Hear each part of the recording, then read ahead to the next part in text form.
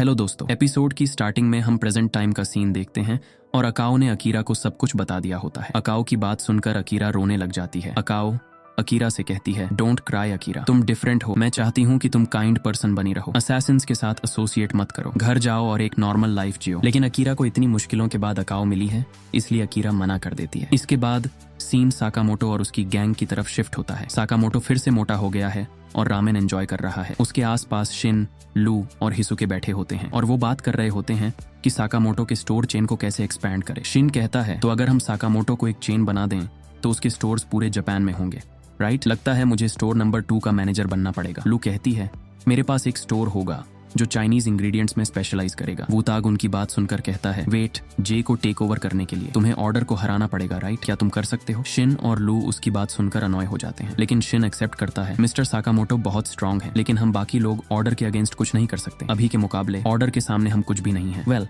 अगर ऐसा ही है तो मिस्टर साकामोटो, चलो ट्रेनिंग शुरू करते हैं। साकामोटो सोचने लगता है, ट्रेनिंग, उसने सही कहा। शिन अभी की सिचुएशन में खुद को बेयरली प्रोटेक्ट कर पा रहा है, लेकिन शिन का भी अपना स्टाइल है और हिसुके का भी। ज्यादा कुछ तो नहीं सिखा सकता मैं उन्हें। तभी टीवी पर एक मार्शल आर्ट्स प्रोग्राम चलने लगता है और साकामोटो विश करने लगता है कि काश मेरा भी कोई मेंटर होता जो मुझे ट्रेनिंग दे सके। इसके बाद सीन किंडाका की तरफ शिफ्ट होता है, जो अभी भी हॉस्पिटल में रिकवर हो रहा होता है। नगुमो ने किंडाका के मेडिकल एक्सपेंसेस पे किए हुए हैं और ऑर्डर ने उसकी प्रोटेक्शन के लिए 4 असैसिन्स असाइन किए हैं। नगुमो इन्हीं गार्ड्स में से एक का भेष बदलकर छुपा होता है। वो एक गार्ड का सर काट देता है। बाकी 2 गार्ड्स गोलियां चलाने की कोशिश करते हैं, लेकिन नागुमो एक ब्लैंकेट का यूज करता है और नीचे से निकलकर उनका पैर काट देता है और उन्हें फिनिश कर देता है। नागुमो किंडाका के बेड के पास बैठ जाता है और सोचने लगता है, ये शायद लास्ट टाइम हो सकता है जब मैं यहाँ आ सका। मुझे ये हॉस्पिटल रूम मेरे ऑर्डर में होने की वजह से मिला था, लेकिन अब जब से मुझे फायर कर दिया गया है, ये एक्सेस खत्म कर दिया जाएगा। वेल, हमने अकाओ की डेथ कंफर्म कर ली है। मुझे लगता है अब किंडाका को जिंदा रखने की कोई जरूरत नहीं है। जब नगुमो एग्जिट करने ही वाला होता है, तभी किंडाका अचानक उसका हाथ पकड़ लेता है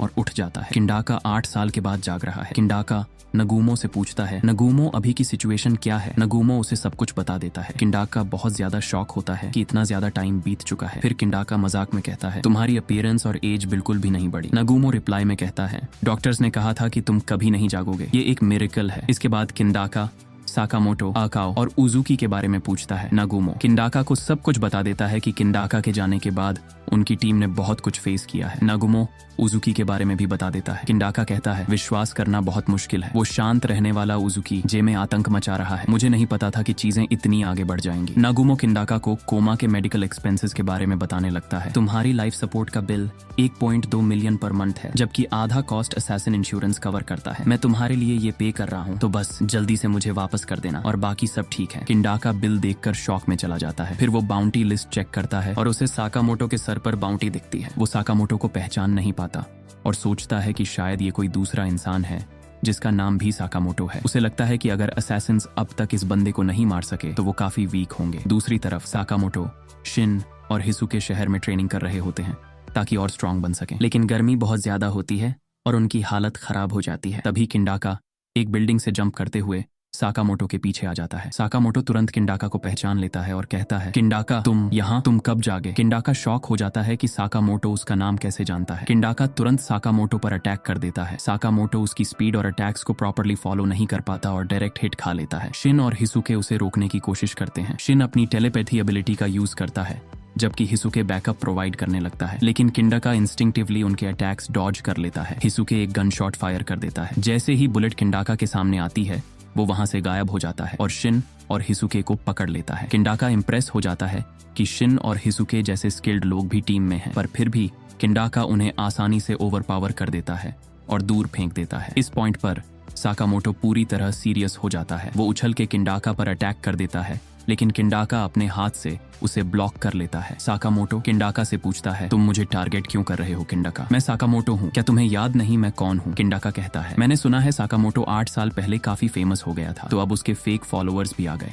हाँ, जो रियल साकामोटो था वो मेरा दोस्त था, मुझे एग्जैक्टली पता है कि वो कितना स्ट्रांग था। ये सुनते ही साकामोटो इंस्टेंटली अपना फैट लॉस कर देता है और अपनी फिट फॉर्म में आ जाता है। साकामोटो तुरंत एक पावरफुल पंच मारता है और किंडाका ब्रिज से नीचे गिर जाता है, लेकिन किंडाका एक ट्रेन के ऊपर गिरता है और तुरंत भागना शुरू कर देता है। साकामोटो दूसरी तरफ से उसके पास आता है और फिर से एक पंच मारता है। फाइनली किंडाका साकामोटो को पहचान लेता है। किंडाका हंसते हुए कहता है, अरे सॉरी, कभी सोचा भी नहीं था कि तुम इतने मोटे हो जाओगे। साकामोटो किंडाका से रिक्वेस्ट करता है कि वो उसे ट्रेन करे, लेकिन किंडाका तुरंत मना कर देता है। किंडाका कहता है, मास्टर तुम लोगों का सुनने में ही कितना बेकार लगता है। साकामोटो कहता है कि पहले किंडाका ने उसे ट्रेन किया था, लेकिन किंडाका फिर भी मना कर देता है क्योंकि अब उसके पास कोई फ्री टाइम नहीं है, उसे नागुमो के पैसे भी चुकाने हैं। साकामोटो किंडाका को बताता है कि उसका प्लान है जापान असैसिन एसोसिएशन को टेक ओवर करने का और अपनी साकामोटो स्टोर चेन को नेशन वाइड एक्सपैंड करने का। साथ ही वो किंडाका के कर्ज को भी इस प्रोसेस में हैंडल कर लेगा। किंडाका जे के टेक ओवर प्लान को सुनकर शॉक रह जाता है। शिन टेंशन में आ जाता है क्योंकि उसे लगता है कि किंडाका उनके अगेंस्ट हो सकता है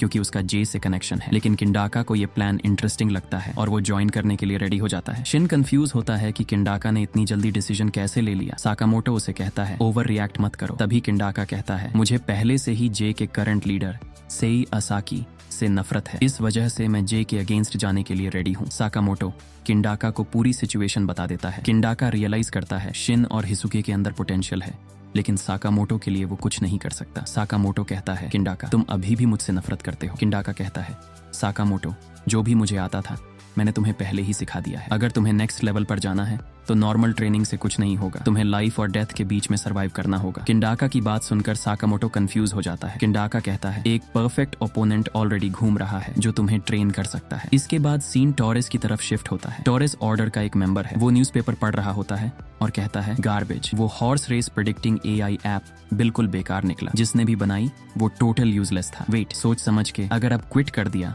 तो वो 1000 येन वेस्ट हो जाएंगे जो मैंने दिए थे। जीतने का तरीका यही है कि ट्राई करते रहो जब तक जीत ना जाओ। तभी वो साकामोटो को स्ट्रीट पर देख लेता है। वो सोचता है कि असैसिनेशन इंडस्ट्री ही सिर्फ रियल मनी मेकिंग ऑप्शन है। वो अपने ट्रांसीवर में बोलता है, साकामोटो पर अटैक करो। एक कार हाई स्पीड में साकामोटो की तरफ आती है, लेकिन वह लास्ट सेकंड पर डॉज कर लेता है। कार एक पूल एक्सेसरीज शॉप में क्रैश हो जाती है। पहला असैसिन एक वेटेड रोप वेपन से अटैक करता है। साकामोटो तुरंत एक बीच बॉल में हवा भरता है और अटैक को बाउंस बैक कर देता है। दूसरा असैसिन साकामोटो पर गन पॉइंट कर देता है। साकामोटो पूल स्किमर का यूज करके उसका सिर पकड़ता है और उसे पोल पर स्लैम कर देता है। तीसरा असैसिन भी उस पर अटैक कर देता है, लेकिन साकामोटो एक टर्किश आइसक्रीम वेंडर से पोल उठाता है। साकामोटो उसे उसी पोल से उठाकर नीचे पटक देता है। टोरेस साकामोटो के सामने आता है और उससे पूछता है, तुम अपने ओपोनेंट्स को मार क्यों नहीं रहे? साकामोटो कहता है, टोरेस तुम एक ऑर्डर मेंबर हो। टोरेस कहता है, साकामोटो अगर तुम ज्यादा असैसिन्स को मारोगे तो तुम्हारी बाउंटी और बढ़ जाएगी। टोरेस साकामोटो से कहता है, साकामोटो तुम्हें और ज्यादा लोगों को मारना होगा ताकि तुम्हारी बाउंटी और बढ़े और मैं अपना कर्ज क्लियर कर सकूं। साकामोटो को उसका लॉजिक समझ नहीं आता। तभी उसे किंडाका की वही बात याद आती है। उसे एक परफेक्ट अपोनेंट चाहिए